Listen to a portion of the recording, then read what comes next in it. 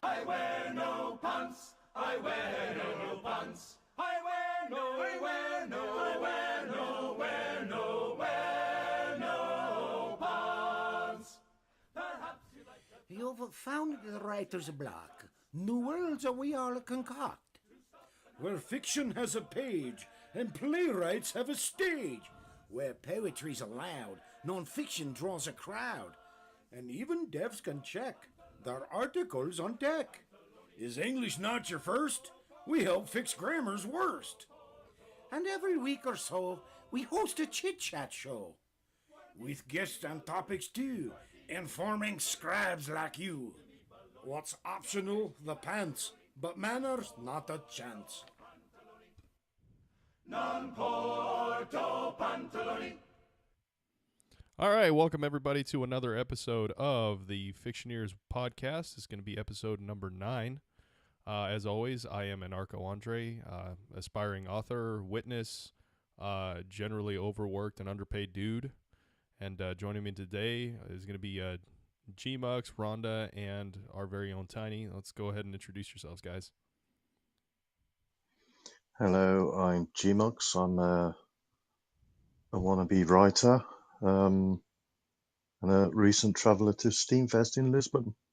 And I got back yesterday, so I'm quite tired, and I'm actually speaking to you from my bed. Well, hello, I'm Rhonda, and I did not go to SteemFest, and this upsets me deeply. And I'm with the Let's Have SteemFest in the States next year campaign, just in case anyone wants to know. And I do want to say that G-Mux is a wannabe writer if I'm a wannabe American, because he can write. And you need to strike that term from your vocabulary when referring to yourself, sir. Okay, madam.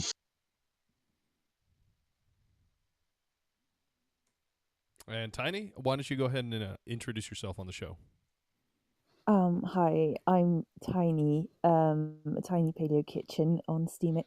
I'm also a wannabe writer, and I'm also overworked and underpaid, and talking to you from my bed, actually, strangely. So we've got 2 people coming from the bed, is what I've gathered so far. Yeah, not the same bed, I should add.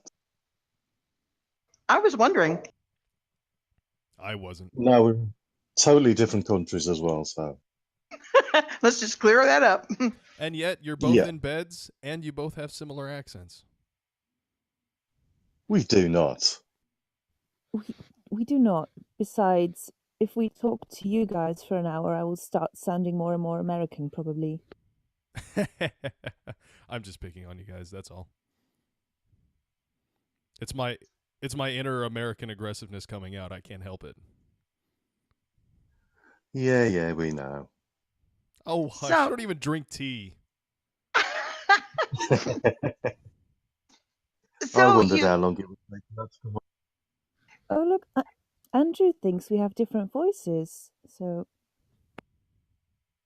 Thank you, Andrew. You guys do. I was just picking on Muxxy. It's Yeah, easy to do because what's he's the matter? British. Nah. Still, at least I went to SteamFest. Well, tell us about meeting Easy. Oh, Rhonda, you would have melted because he really is a nice guy. Both Easy and his wife, they're very nice people, and he's so well, so easy to talk to. Easy, he's Super he's easy. a really nice chap.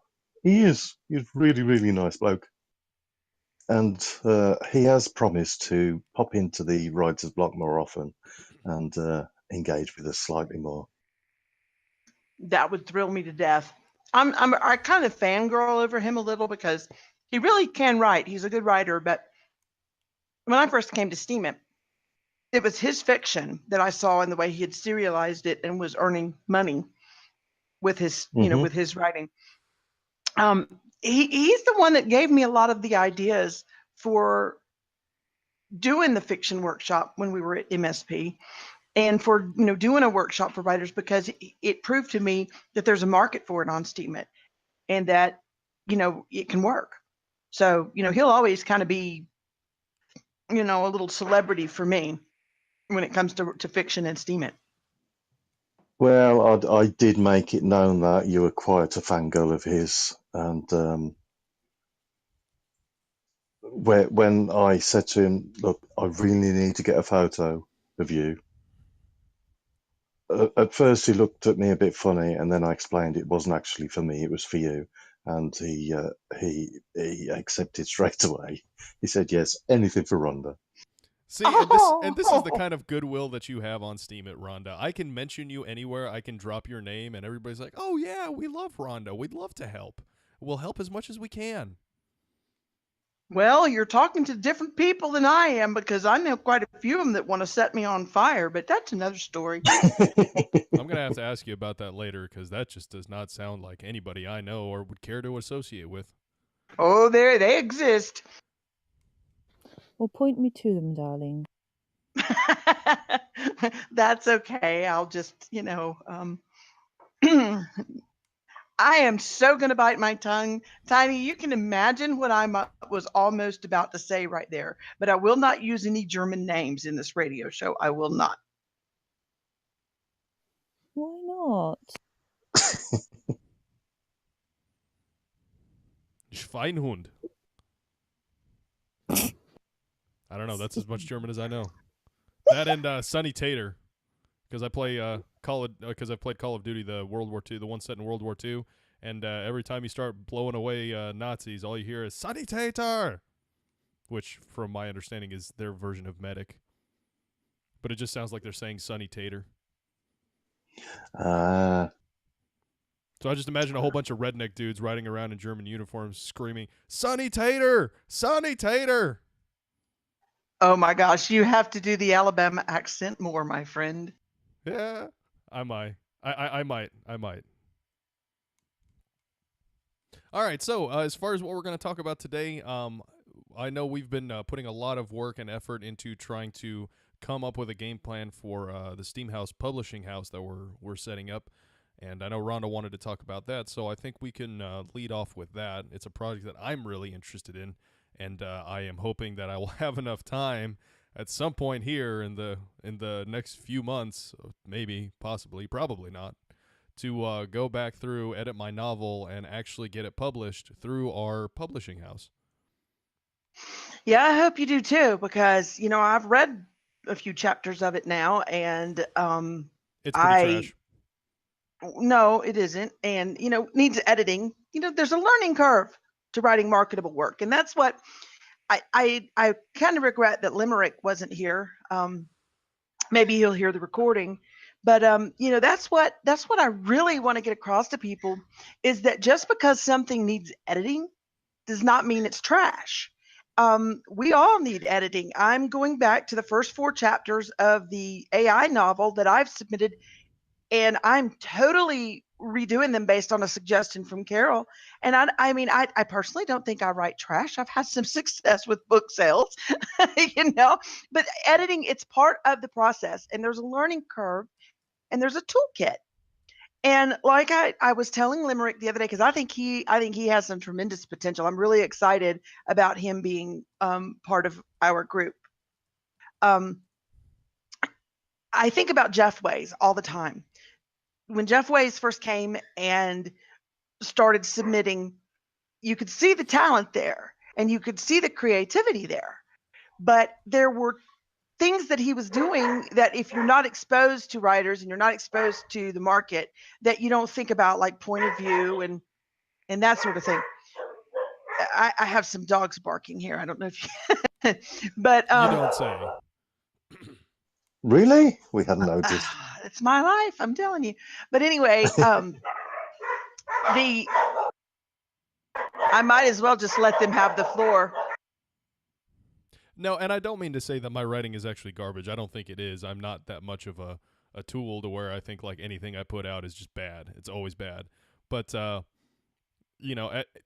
I'm sure every person who's ever written anything will kind of agree with me that once you complete a work and you go through later, like after some time has passed and you've improved your craft, and you go through back later, trying to edit it, you come at it from a completely different perspective. You're like, oh my Lord, there's so much here that I need to fix.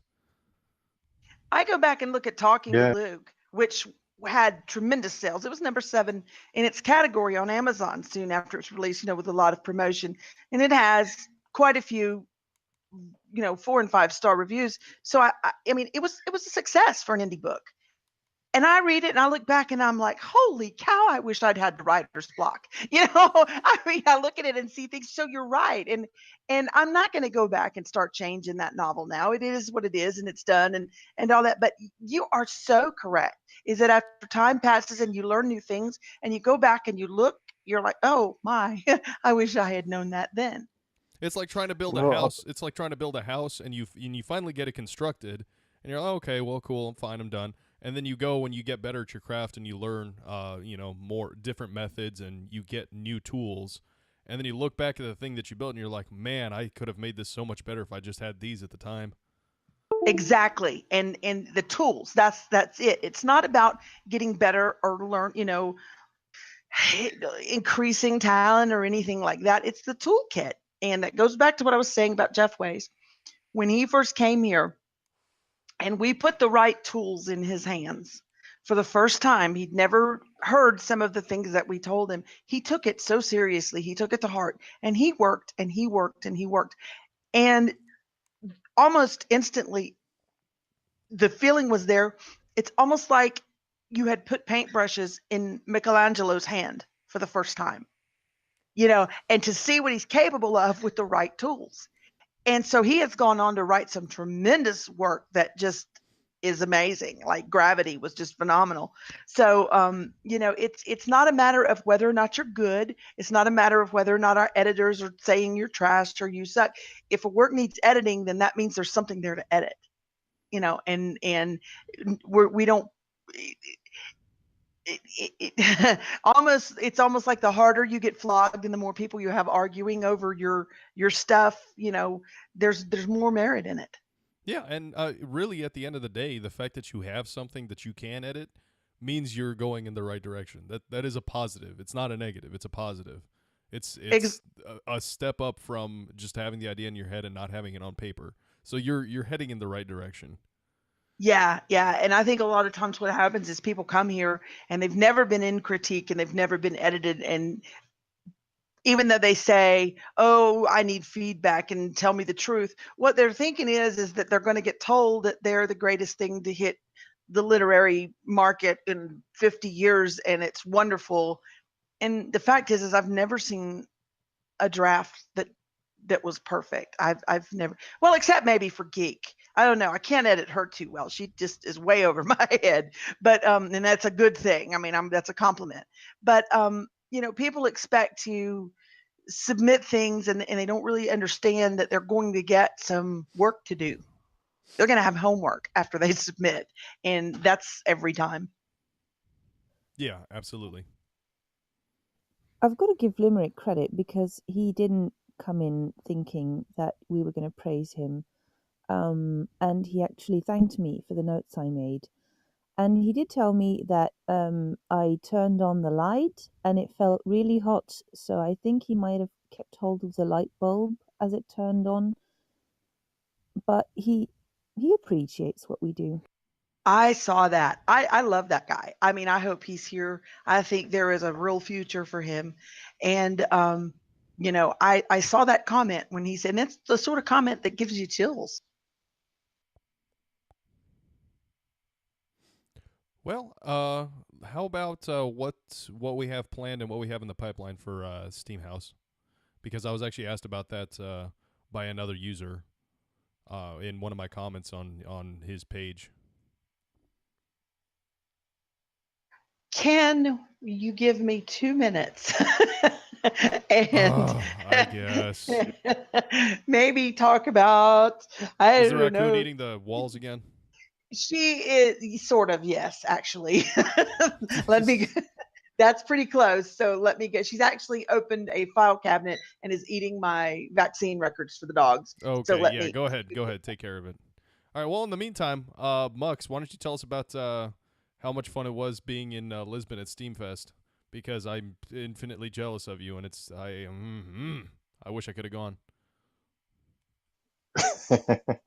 I wish I could have Well, gone to the first one in it Amsterdam, but of course I'm a poor American and I have no ability to travel anywhere by train. I have to fly everywhere, so that's pretty much out of the question for me. well, You've not. it Sorry. was rather entertaining. First of all, my journey there took probably a bit longer than it should have done because the airline I was originally flying with was supposed to fly me direct to Lisbon, but they went bust.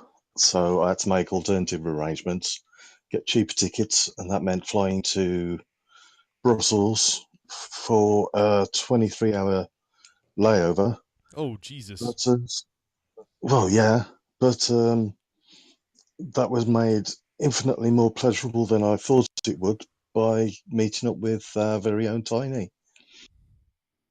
The phrasing you used for that is interesting, but continue. Interesting how? It was made infinitely more pleasurable. But more pleasurable than sitting in an airport for 22 hours. Oh, my. Yeah. No. Anyway.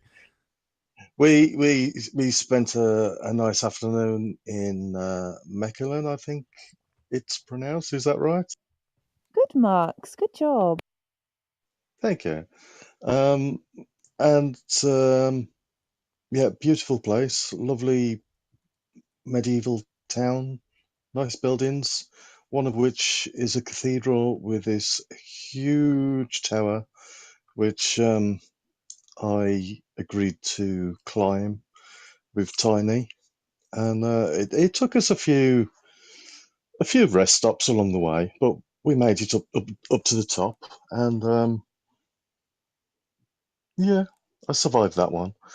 But we had a nice meal on the evening. I was given a bed for the night, and taken back to the airport, and carried onto Lisbon the next day. Awesome. Well, I'm very very happy that you guys got to meet up before SteemFest. I've always wanted to go to a meetup where I can meet the people that I interact with daily and I'm friends with in real life, and we can get together and actually discuss things without a screen. I Yeah, it's very weird meeting someone that you've only ever spoken to online. It feels very surreal. So like I had that experience in Brussels with Tiny, but then had it like 100, 200 times over when I finally got to Lisbon. Did you get to see Jerry Banfield on stage? Mm, yes, yes, yes, I did. That Gmux, was not the highlight of my week. do tell me you didn't walk past every one of them like you did with me, though. Well, it's weird because I've seen photos of Tiny and I thought I knew what Tiny looked like, but as I walked out of Arrivals, I walked straight past her, not realizing she was there. Wearing a bright red jacket, specifically for visibility. Yeah, I missed that one. It wasn't safety orange, that's why I didn't see it. Probably. Yep. The British. God, the British. I hope, just I can't even say how much I hope that they will do SteamFest somewhere in the US next year, because so many of our people are in the US. And of course there's GMUX in England going, wait a minute, they could have it close to me, and Tiny in Belgium, they could have it close to me. But I don't know. I would just love to get together with the people in this group and just meet and hang Oh, out for a few days. That would be epic. It would be wonderful. Or hell, even oh, Canada. We could do it in yeah. Canada. Yes. No, I would love for it to be in the US. I've always wanted an excuse to visit the US. So if by any chance it is there next year, count me in. You always want to come down here and visit us colonial savages? Yeah, teach you some manners. We would have a very nice, convenient way to get Muxxy pup home with you if they had it in the States. This is true. He'd be grown, but it doesn't matter.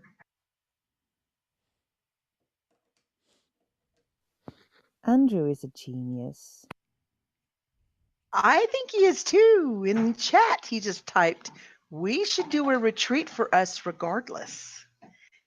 Yes. Oh my God! Yes. Yes. For everybody at Writer's Block, we can have a workshop, an actual workshop, like in real life. I would. I don't know how I would pay for it. I don't know who would watch the rescue while I'm gone. The acknowledgement I crave, he says. We love you, Andrew. Yes, we do. He's all right. For a zombie. Yeah. He'll do. He's my night shift buddy. Don't pick on him. He knows I love him. He is an integral part of this group and just blew in from nowhere. Just came in and when we were still at MSP and just was instantly part of us. And so, oh my goodness, yes, we love him. I think that would be a good idea, though, and I think we could actually get not only some decent backing for it, but I think we'd get a decent number of people to come out and join us. Obviously, it's not going to be SteemFest. We're not going to have Ned and Dan and all of the super duper cool people walking around, but I think we'll have a pretty decent crowd. Yeah, we could have a Writer's Block Fest. Yeah, be great. I would love it. I would love it. I would love it, love it, love it. But anyhow, I am back. And if we want to talk about the publishing house, I think there will be a few minutes of peace in the house for me to do that. So we'll try and see. Let's take advantage of it while we have it. Yeah, let's just keep our fingers crossed that Bigfoot doesn't turn up again. Oh, gosh, you got that right. Okay, so, Andrei, you said someone asked you questions in the comments. I'm curious, what was asked? Really, it was just a general question about what the Writer's Block was, and I mentioned the Steemhouse, and I haven't had a response back yet, but that was the gist of the comment. It was, so, what is the Writer's Block? What do you guys do with the Writer's Block? That was the general sense of the question, and I mentioned the Steemhouse because we're running it out of this. It's part of our project here. Yeah, it is, and that sort of taps right into what I wanted to talk about. And so this is oh, look at the picture G-Mux just posted. Oh, it's beautiful. Who's that ugly dude next to the nice looking girl with glasses? For Pete's sake. Love you, G-Mux. The way to show it. The army's ruined me. I'm sorry. I'm never going to be a decent human being again. Anyway, go on, Ron. I didn't mean to interrupt. Oh, you're fine. You're a very decent human being. Very decent. And we really we took advantage of your absence from the Shane minus Muxxy show to really talk about what kind of decent human being you are and promote your witness. If you haven't voted for Anarcho Andrei as witness, as Steemit witness, you need to get there. Somebody drop the link, please, to that witness and vote for him. I think it's a write-in situation, but this guy needs all our support. This is the kind of witness we need for the blockchain. Okay, end of unpaid promotional ad. Yeah, it'll do. Thank you so much. I appreciate it. The thing I'm seeing, and I don't really know, because we've posted so many times explaining what the Writer's Block is, and it still seems like that we have people who don't understand what we do and the function that we serve, and that is to actually get hands-on with intensive personal feedback on things that people write, whether that be nonfiction or fiction or poetry, or we've got songwriting channel now, technical writing. We've got someone here that could help with just about any type of writing. And we do chat. We do have the chat, and it's funny and often, teetering on the edge, inappropriate. But we do have fun, but there's so much more. There's so many channels and so many people who are behind the scenes, working in the queue, working with the submissions, and I don't really know how to bring that to the front. I don't know how to look at Tiny, who's teetering. Highly inappropriate. It says neg. We're all teetering. I don't know how to bring that to the front and make it more clear. I'm at a loss there. The same thing goes for Steemhouse. I've seen some real misinterpretation of what we're trying to do with Steemhouse, and I don't think there's any way to. Oh, yes. Yeah, I don't think there's any way to cure that. I think people are going to hear and see what they want to hear and see, and totally ignore what may be right in front of them. But I think I would love to, on this show, really define what Steemhouse is going to be, what it's going to do, and how it's going to help Steemit. I agree. And Let's do it.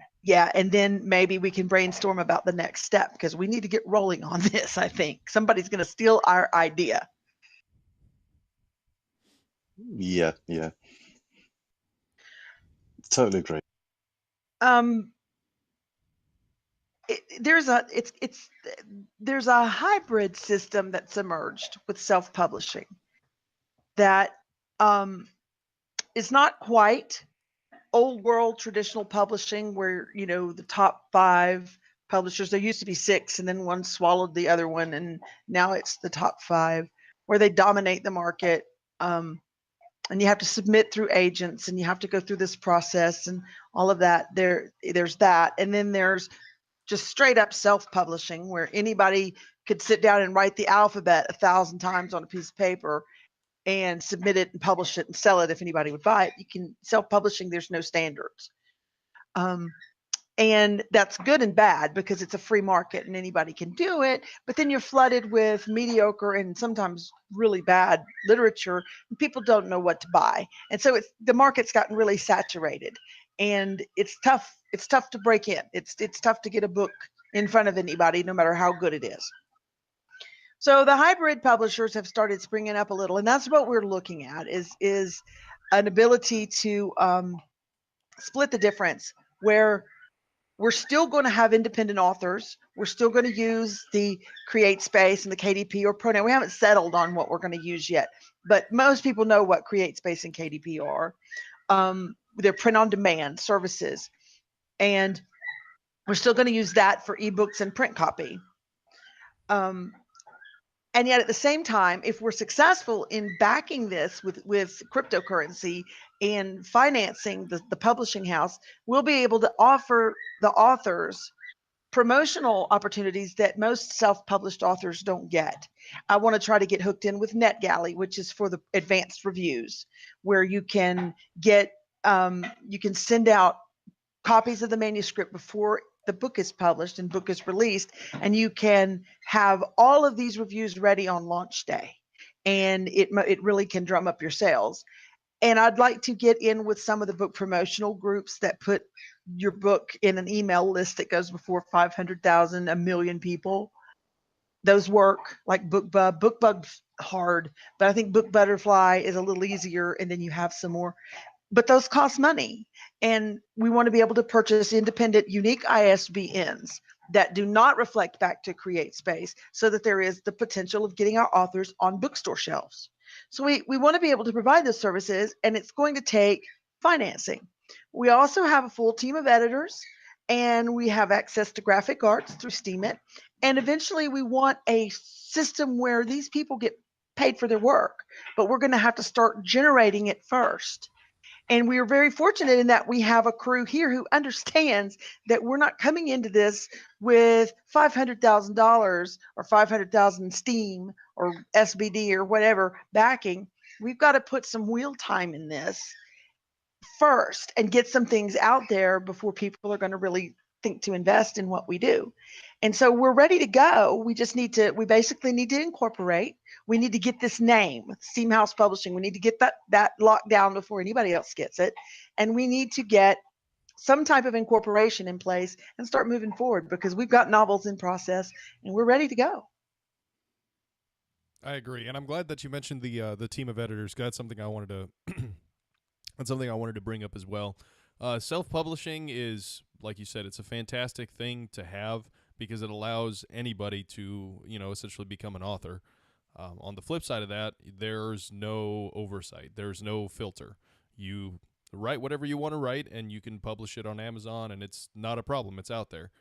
The problem is, however you feel about your writing, however you feel about what you have put out, it's not it rarely is ever of the quality that it needs to be in order to get mainstream following and a lot of readers to see the work.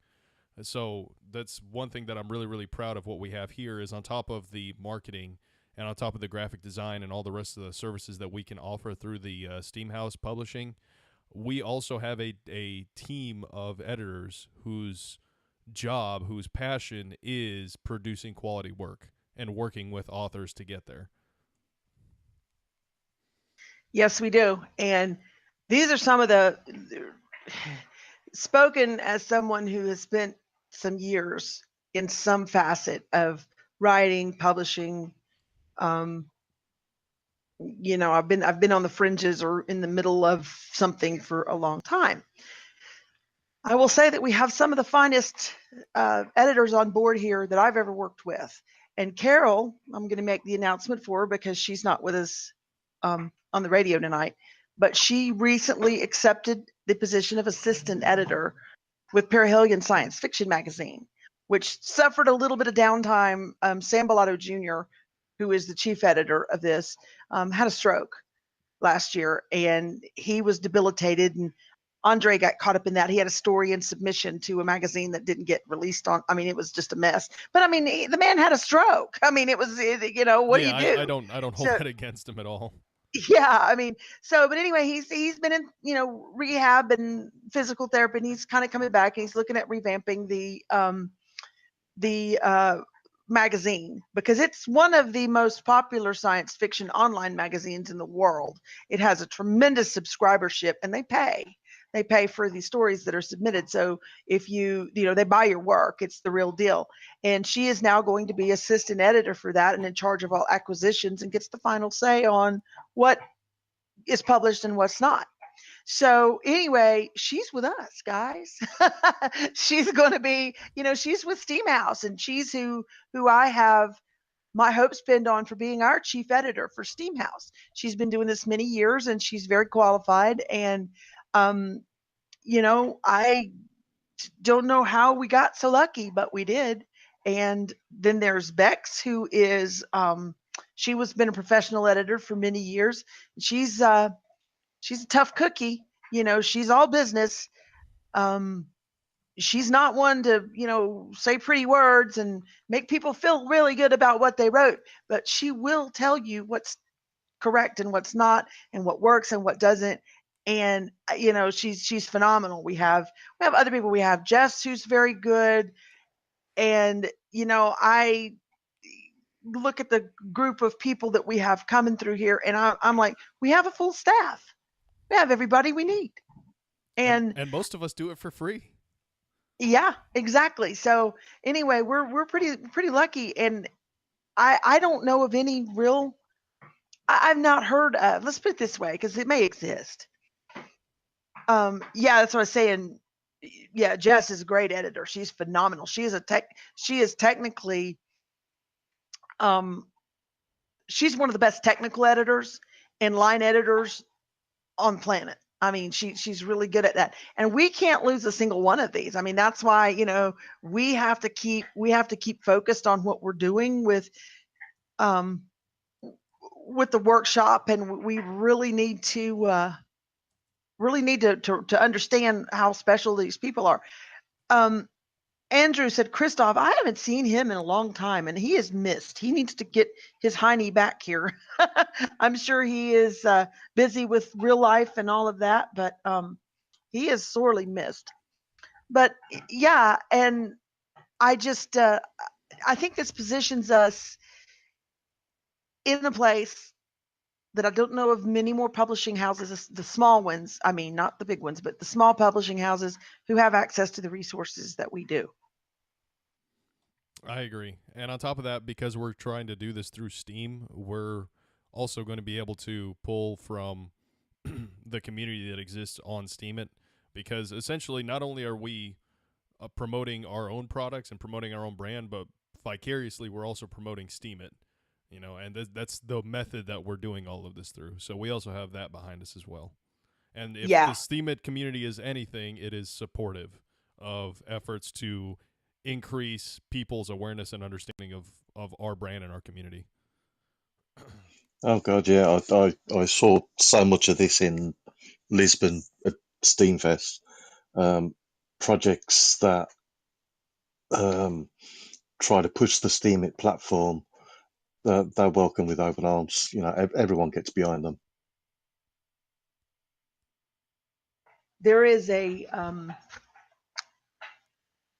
film series, Gmux, that you, Hard Fork, and I think Gmux met some of those guys. You want to tell us about that?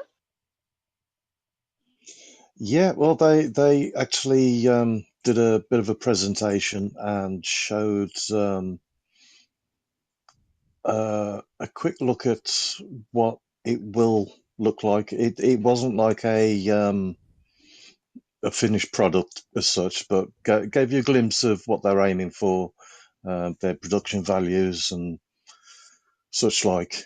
And they're looking for writers, playwrights, people who costume people, actors, voice actors, anyone who wants to get involved can get involved.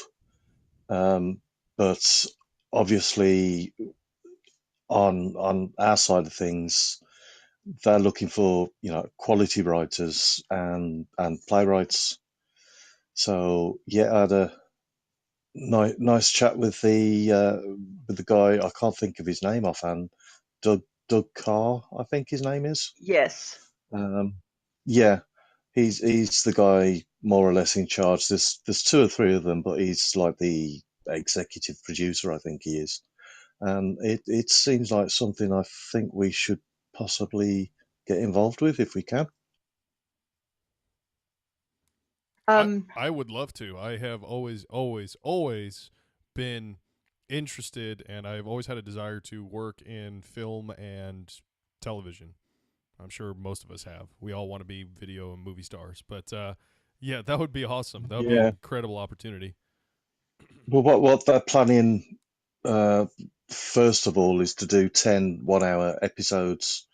And if it takes off, then, you know, onto a second season, just carries on as long as there's interest. Okay, two things.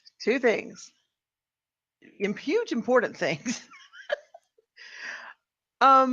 First, Tiny's talking about Pegasus, and she needs to know this. I am happy to reassure you that she spent hours today on their website reading about this. She is all in. She's very excited about it, Tiny. Oh, that's good to hear. Well, it's her wheelhouse, so yeah, I'm happy that she is. Yeah, it is, and I'm happy that she knows about it. The other thing is that Geek, I think, has a connection to Doug Carr. Geek, hello. Geek, if you'd like, you are more than welcome to join the voice chat and talk about it. If not, we need to get together and discuss, because he is the one that Muxxy talked to, and it may be about visiting the right. No, she says no, she doesn't have a connection. Poop. Oh, right. Poo. Oh, anyway, we need to get. Oh, Geek. we need to get him in voice chat or something and let him know what we've got going on here, because like I can't write a screenplay. Well, Jimmy has the connection. Okay, that makes it. I can't write a screenplay. I can't write a script. I can't do that. That's not my thing. But I can plot and I can plan and I can draw up characters. Peg and some other people, I think Andy Janelle has some script writing experience. If we pull this together, we may be able to come up with something to show them. And boy, that would be just Well, incredible if we were able to do that. well, another thing that that was mentioned was, yeah, they'll have their hard fork series set, and obviously whatever story arc they're working on, they'll produce. But they're quite welcome to other people doing their own project as a sort of a sideline to the hard fork series, but based in the same universe. So if it's something that we'd possibly like to work on as a group, I'm sure that that would go down well. Yes, that would be awesome. I like the whole thing, and because of the teamwork aspect and the Steemit connection and all of that, and different communities within Steemit being able to pull in the same harness. And I mean, I would love to show whether or not we're able to come up with anything that they like. That's irrelevant. I would want to do it just to show support. I But think it'd be I think it'd be a great way of pooling all of our different resources and different mini communities within the block together, working together as one big unit on one project. Exactly. And then we could show our support then for what they're doing, because I do support what they're doing. I think it's phenomenal. I think, my goodness, could it ever put Steemit on the map, especially if somebody like Netflix or whatever picked up the series. Gracious goodness, that would be. Oh, yes, But, absolutely. but if, just the fact that they're making it happen, it's really incredible. And that's Steemit. That's the aspect of Steemit that I'm so in love with, not the drama and the flagging and the crazy stuff that you see going on. Somebody needs to die in a fire. That's not the spirit of Steemit.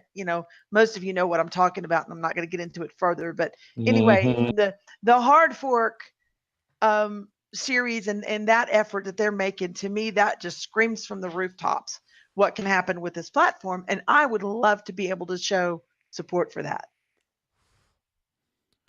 All right. I wanted to go back and talk about Steemhouse because we're talking about discussing what the next step is going to be. And I think you mentioned it, and Andrew mentioned it as well. The next step, in my mind, is going to be incorporating and coming up with a corporate entity that is then the umbrella under which we all function with regards and in capacity to publishing through the writer's block and through Steemit. Yes. I have no idea how to do that. I'll learn eventually. I'm going through law school, so I'm eventually going to learn business law and corporation and all that and tax law, but I don't know how to do that. You're our legal mind. You should know. I'm learning, man. I don't know it all already. I mean, I know a lot of things. Well, don't get me hurry up. wrong. Hurry up. I'm getting there, man. I feel pretty sure that Andrew is all over this. He had typed in chat just a few minutes ago that he's wanting to have a voice meeting soon, about this, to talk about the nuts and the bolts. And I have a feeling he's going to know what to do. And we do have some people lurking around on the sidelines that I think will be able to handle this. It's not going to be me. I do run a 501c3 nonprofit rescue, but the business end of it, I don't even know how I keep it together. It's just with wing, a prayer, and bubble gum and few zip ties. But it's not my strength. The editing and the promotion and the books are my strength. So I lean on you guys heavily, heavily, heavily for this. Well, actually, I'm going to take this opportunity to essentially what would be an internship under Andrew, because he's going to know what's going on. And this is going to be helpful for me later on when I have my own law practice, because I'm going to have to do essentially the same thing and run a similar type of business. So I'm going to help him out as much as I can, and in whatever way that I can, be it as a paralegal, as a gopher, as a menial laborer, mopping the floors. It's whatever. It's all good. You sound like me. I mean, that's me. I mean, I'm willing to do anything to help the people who have the know-how to make this happen. Look, I spent 4 years in the Army, and you know what I learned? You know what skills I perfected in those 4 years? I can clean a floor in minutes. You need to come help me, dude. You should see this floor. Oh my God. That's a different show. That's a different topic. And then he also mentioned trademark and registering our URL, which I'm also very much in favor of, because we need to get that URL locked down as soon as is possible. I don't want anybody else taking this over and running away with it, because the effort that we have here is something that I strongly believe in, and I want to support 100%. Yeah. And I mean, I can go ahead and get the URL if we decide on Steemhouse Publishing. If that's what we're going with. We're having a business meeting on a radio show, but you know what? This radio show is for our people mostly right now. Anyone can listen, but this is for us, and this is going to be big. And I think that I think it's important to know, for everybody to know, just how serious we are about moving forward with this. This is happening. Well, this is the business of the writer's block. I mean, we do have a lot of volunteer services and a lot of people volunteering their time and their effort, but ultimately this is the business of the writer's block. So I don't see any issue at all with discussing it on a show about the writer's block. Oh gosh, me either. Yeah, and that's what I kind of like the transparency aspect of it as well. Get all our cards out on the table, and people know exactly what we're about and where we want to go. Exactly. Now, I do think that we should exercise some discretion in terms of like everything that we talk about, because I don't want to just lay everything out. But I am always open to discussing everything that we do, because I'm excited about it and I want people to know about it. And this is something I believe in. This isn't, a scam or, selling free information for $180 a pop to people. But no. Who are you speaking about? I don't know. I'm not talking about anybody. It's purely hypothetical. Purely hypothetical. Oh, really? Yeah. Truly. But yeah, that's I like the transparency. I think the internal workings and how we get things to function, I think, are details that I probably don't think we should just disclose off the cuff. Yeah, agreed. Yeah. But the general business model and what we're trying to do, and inviting people in to learn more about it, oh yeah, I'm 100% with you, G-Mux. Oh yeah, me too. And that was, please don't misunderstand, that was my point actually. So I'm in. What you said, you were teasing a little bit about, I know what you were teasing about, but it brings up another point that I do want to make about the publishing house. And we've had some people, and then they're very well intentioned. These are not people trying to cause problems. We've had some of those too, but that's not who I'm really referring to. Yeah, they're not malicious, because I know who you're about to mention, but it's not any maliciousness on their part. These are genuine people with genuine ideas. Yes, exactly. There's no maliciousness in this, but people, they come up with some ideas that they think are really novel, and that, we should try.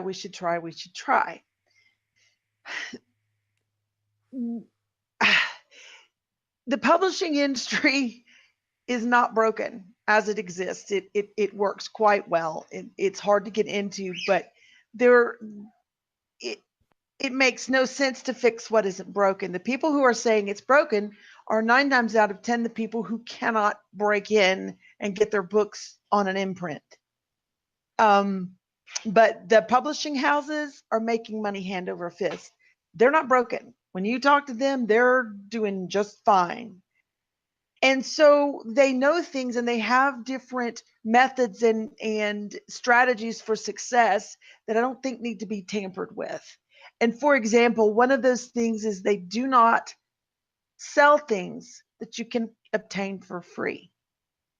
And that has been a point of debate with some people who've gotten pretty upset, bringing some ideas about, publishing, some of the things that already appear on Steemit. There was one person got really upset and left the server recently over this, and that's, unfortunate. But we can't publish under the Steemhouse imprint for money what people can already click onto Steemit and get for free. Now, I do think that we will be able to publish lots of first chapters from books and things that other publishers won't touch. Most publishers, if something has appeared in print or online anywhere at any time, they won't touch it. I mean, if you have published something on your blog post, you can forget getting a mainstream publisher to touch it. They're not going to, or even small press. If something has been indie published, they generally will not touch it with a 10-foot pole. There's exceptions, but then there's some very noteworthy exceptions. But for the most part, if you want to get with a mainstream or small press, you give them virgin material that has never seen the light of day. Otherwise, they're not even interested in talking to you unless you've sold 100,000 copies of it already. So we're going to be different in that when things are published on Steemit, that does not mean that they can't be published through the publishing house. We want to publish novels and stuff that have been started on Steemit. The chances of someone taking 50 chapters of a novel or 100,000 words of a novel and serially publishing them on Steemit from start to finish, I've really not seen that happen. I've seen short stories and novellas, but nothing novel length. And that's what we're going to be focusing on to start with, is novel length stuff. However, if you're posting first chapters and they're getting a lot of attention on Steemit and people are loving it, and you're getting the comments and you're getting the upvotes and you're getting the re-steams and people are wanting more. Hey, that's what we do want. We want that novel. We may have to edit it, but anything that's getting a lot of attention on Steemit, heck yeah, we'll consider publishing it. Because that's what we're going after, is these Steemit authors who have a great following on Steemit and want to break into the mainstream. So, that's what I think a lot of people have misunderstood. Oh, yes, we're definitely interested in making use of what Steemit is putting out there. So does that mean that I should stop publishing chapters of A Darkness Below until after I get done editing it and submit it to you? I don't know. How far into it are you? Are you almost finished with it? It's like at the 50% mark. You may think about it, because you'll never sell that novel if it's on Steemit from beginning to end. You'll never be able to really sell it, because if people find out that it's online for free, then they're going to beat you up in reviews on Amazon. You will get your butt kicked if people find out about it. And you can go from like a 4.5 rating down to a 2. All right, well, in that case, I will take that under advisement. But now you haven't done, you posting it already, see, that drums up interest. And even Amazon offers you so many chapters. All of it, most of these booksellers do offer you so many chapters that you read for free, because they figured out that once you get people interested in flipping pages, they're going to want to buy the book. So, I think that publishing chapters on Steemit is a great idea, perfect idea, and we're all over it. Just not all the chapters.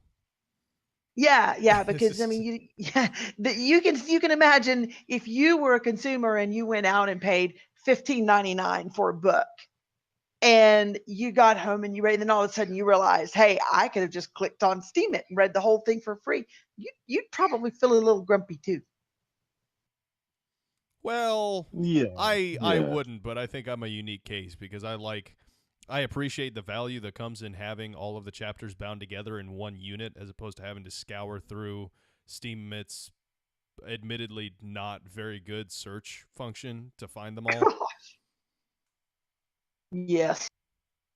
So, but no, I do understand what you're saying, and I think that's a pretty good reason to go ahead and pause where I'm at, because I've published up until the real like the not the climax, but the middle of the story where things really get moving and things really change.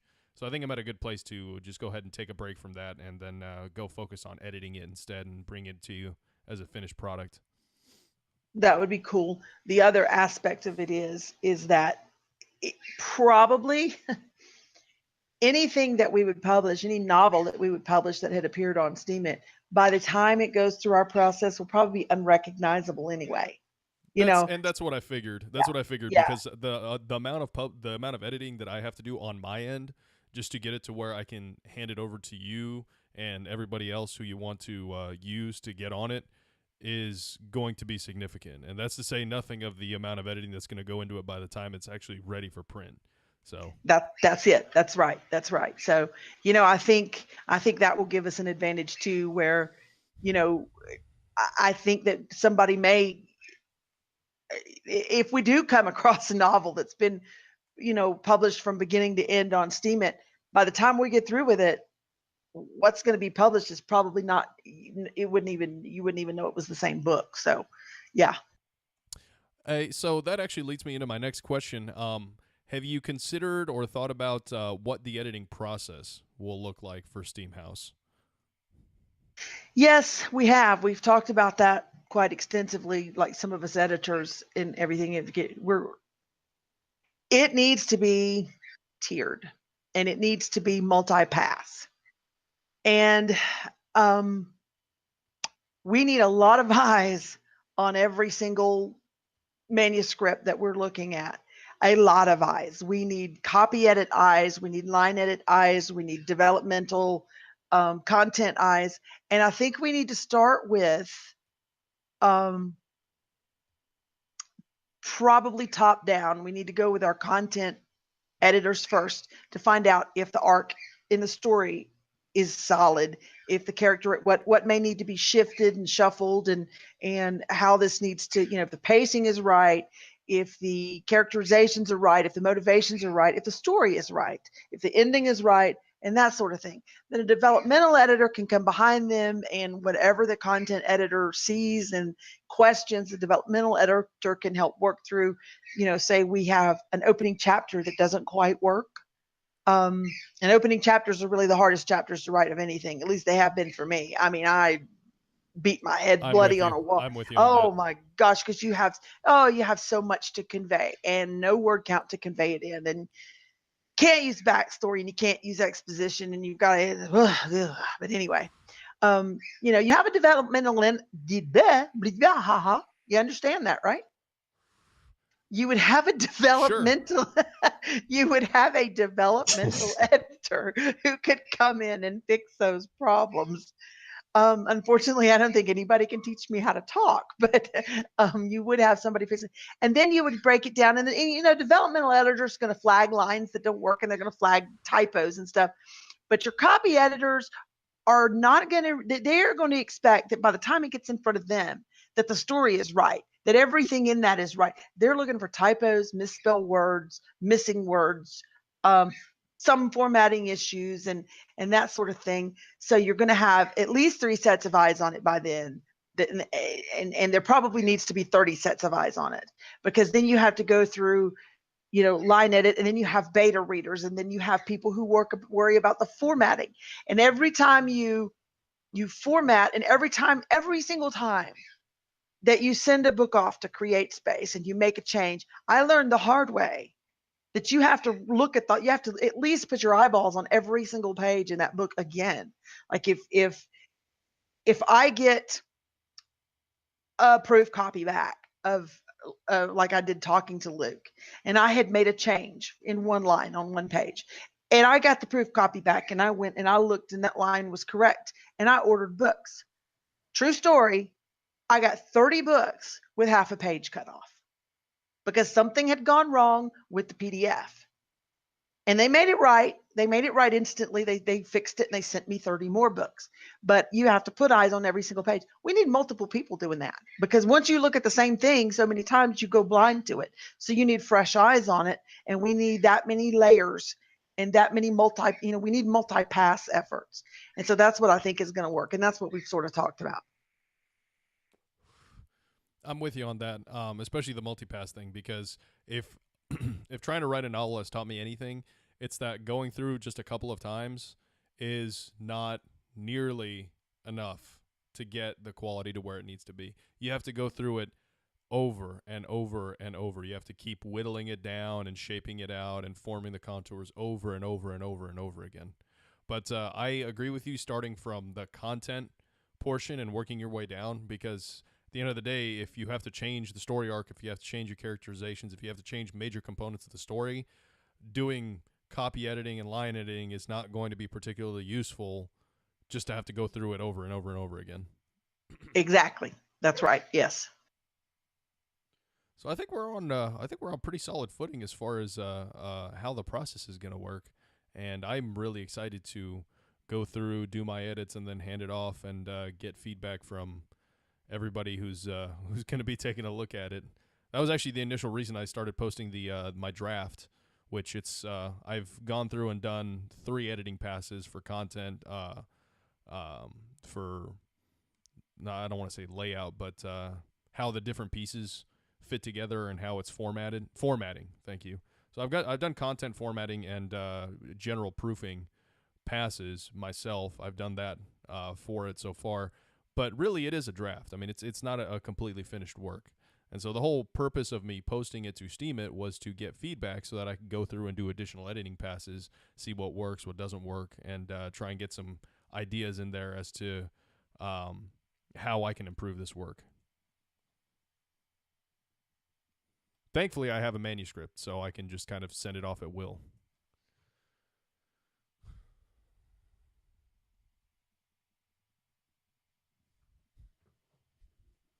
Oh, God, I've killed them all.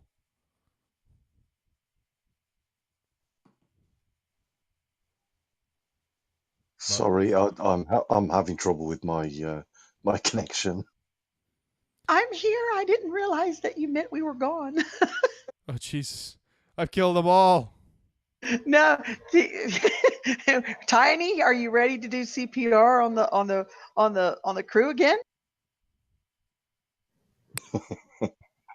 I think We my revived the writer's I did block the earlier. CPR on my phone. You have a very particular name for it, don't you? Yes, I do. His name is Asshat. Well deserved, I think. Yeah, he just bailed on me again. I've lost Tiny's audio, so I would have to click out of the writer's block and click back in. So if I do that, I'm not running away. Okay. I apologize to everybody listening to the stream and who's going to listen to this afterwards. It wouldn't be the writer's block if we didn't have a series of comedic errors that mess up the show and force us to have to do these things live. So I do apologize, but that's part of our charm. Yeah, it was bound to happen sooner or later, wasn't it? Always. We can't have a show that runs smoothly. That's not possible. Oh God, no. I don't think we'd be us if it went well. But we got pretty far along before it went slightly wrong. True, we did. Hey, Rhonda, I wanted to ask you, so we've covered how the editing process will work, and we've talked a little bit about what the next step for the Steemhouse is going to be, which I'm infinitely excited about, not only because it's going to get our project off the ground, but it's also going to give me an opportunity to study and learn how to ply my trade as a lawyer in the kind of field that I want to be going into. What about the publishing process? Like, I'm sure you guys have discussed that. Of course, I haven't been there for it because I have nothing but homework, and if I'm not doing homework, I'm watching Kate. But as far as the publishing process goes, like say we've gone through and we have a finished work that is ready for publishing. What happens next? If we're going to use CreateSpace and KDP, And I don't know that we are, but that's the one I'm familiar with, and I'll use them as the example. You upload the files, boom, you got a book. Okay. Oh, I guess I should have specified not just the publishing, as in like turning it into a print, but going from having the manuscript to it being a book that's being sold. So I guess publishing and the marketing process as well. Amazon really does all that for you.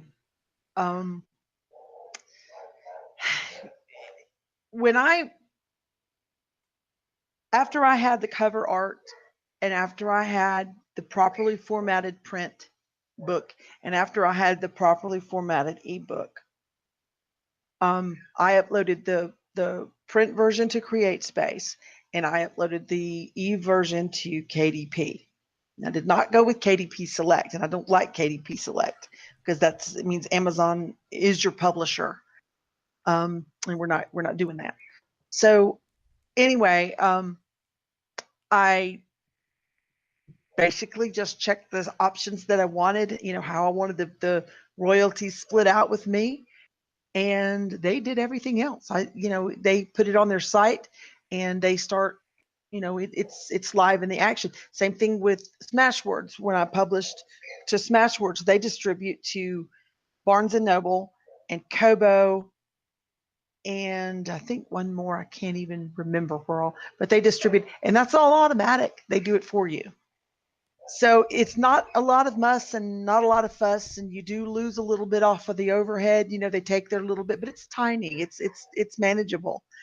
And I started getting royalty payments, and then I did my own promotions.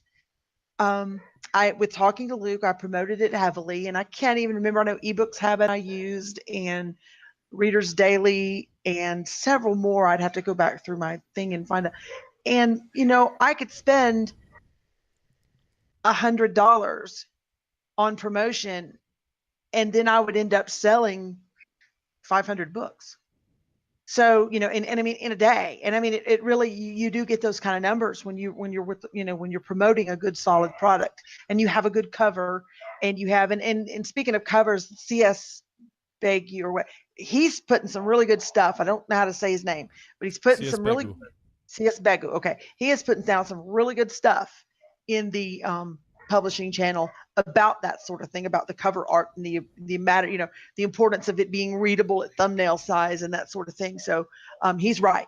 And but those are all the things that you consider when you're putting a book and you're putting a cover together, because you're going to be promoting, and a lot of times when you promote, all your readers are going to see is this little bitty thumbnail, and they better be able to see what's on there. So that was basically the process. It's not a lot to it, honestly. The big thing that's going to be that we're going to need someone who's really good with marketing and sales is getting into bookstores, because that is almost impossible unless you're a known publisher. So we're going to have some sale numbers behind us. We're going to have some books hitting the bestseller list, I think, before we can approach the big block bookstores like Barnes and Noble or Books A Million or whatever, and talk to their corporate and say, hey, we're not on an Amazon ISBN. We are a publishing house. Would you consider putting our books in your rotation? And I would really hope that we can find somebody who speaks that language, because I don't. And you don't want to send me in there trying to sell our stuff to them. But there would be someone who could.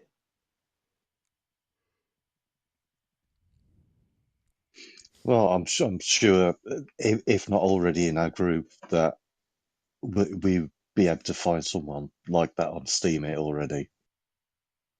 I would think so. Yeah, I really would. And the more we sell and the more our numbers stack up, the more people see. Once we get books out there and we get some things going, I think we're going to find it's a lot easier to get people on board with it.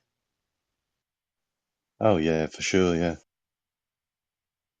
That was really the kind of the thrust of my question, is from how we get it marketed to being, how we market it to be inside of a store, because that's always been my dream, is to go walk into Barnes and Noble, walk over to the fiction section in the genre that I'm writing in, and be able to see the spine of my book sitting on the shelf, and probably not even in the right section, because that's what people do at bookstores.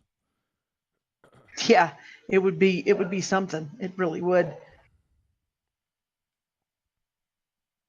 Well, I don't have any more questions about Steemhouse as far as what we're doing now. What about you guys?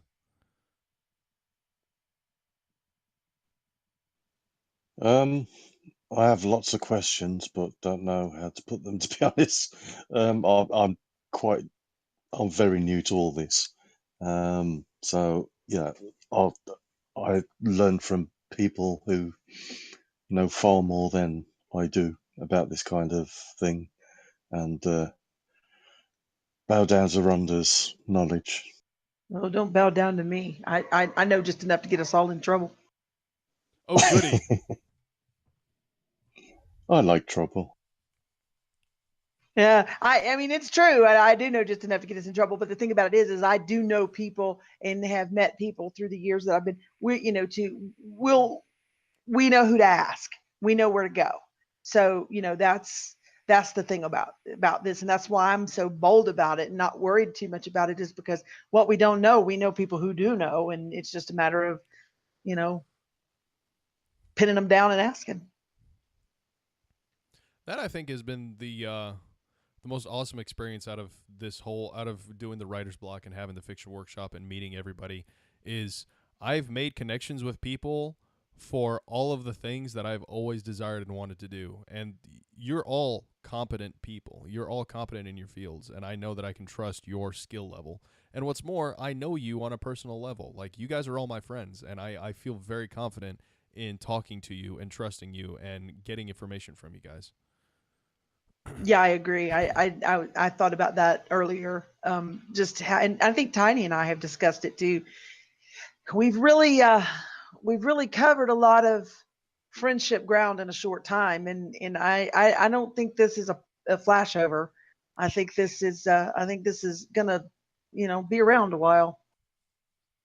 I'd like to think so. I mean, I realized that I didn't really have much hand in creating it, but I have thrown my support behind this, and it's easily one of my crowning achievements in my short span of life thus far. So I'm very, very happy to be here and be a part of it and be here struggling and striving with you guys. Well, it's a huge deal. I mean, really, it's a huge deal. And I know that at times we think, oh, it's a Discord chat and it's Steemit, it's social media and all this, but this is real. I mean, these are real talents coming through here. And, we are really training up some writers and giving them skills. And there's people from all over the world in this group. And what we're doing is kind of spreading out like ripples in a pond. There are lots of big writing groups around and internet writing groups, but we're easily one of the largest, easily. And so this is some pretty serious stuff, and I feel very, very privileged to be part of it. Me too. Me too. I've always wanted to have something to, essentially put my mark on the map, and this definitely feels like it. This feels like where I need to be to do that. Good deal. So, well, I'm well pleased. Even the little wrinkles and things that we have that come up with administration and management and Radio station errors. yeah, I mean they're just Yeah. they're just things. They're just things. So far, we've not had a situation we couldn't think our way out of. So, I think we've got the right team. All right. Well, we're coming up on just over an hour. Is there anything else you guys wanted to mention before we call it a night?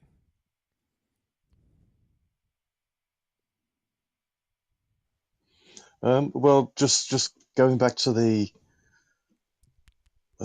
friendship thing. In my experience, yeah, I speak to many people on Discord daily, not just here, but other groups as well. But the friendships here, the, they've seemed to develop that strongly. And I noticed when I went to Brussels last week and met up with Tiny. We've spoken for months on Discord, and the friendship that we have online carried over into real life, and it was really a pleasure to meet her. And then moving on to Lisbon and meeting Lena there, exactly the same. So I think this this little community of ours, which isn't quite as little as I hoped it would be, it seems to have exploded. It does bring, real people together in real tangible. Yeah, exactly. And I think you just nailed what I was trying to say, is that this is not some little alternate reality universe that we escape life in. This is in real life, folks. I mean, we're doing it. What we're doing is as real as it gets.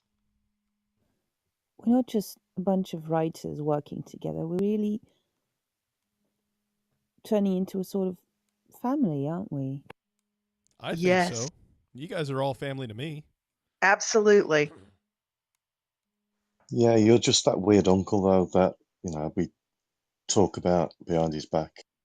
Coming from the British person that doesn't drink tea, please. You don't have a leg to stand on. There we have it, folks. And you know what? If we ever need funding, Gmux's mother is in fact Queen Elizabeth II, so we can just hit him up for cash because I know he's loaded. There we go. We'll get Prince Charles to fly in on his ears and drop it off. Oh man. All right, but enough abusing the royal family. Well, with that, that's a pretty solid note to wrap up on. Thank you everybody for coming into the audience chat and engaging with us, and thank you to all of our listeners and viewers on Twitch. We'll be back next week, 5 to 6 p.m. Central Standard Time, or if we run over, we might just decide to play around and riff a little bit if we have guests. But we'll start at 5 p.m. Central Standard Time, and we'll go from there. You can catch us every Tuesday. And until next week, you guys have a wonderful evening. And as always, the pants are optional. Bye, everyone. Goodbye, everyone. Bye.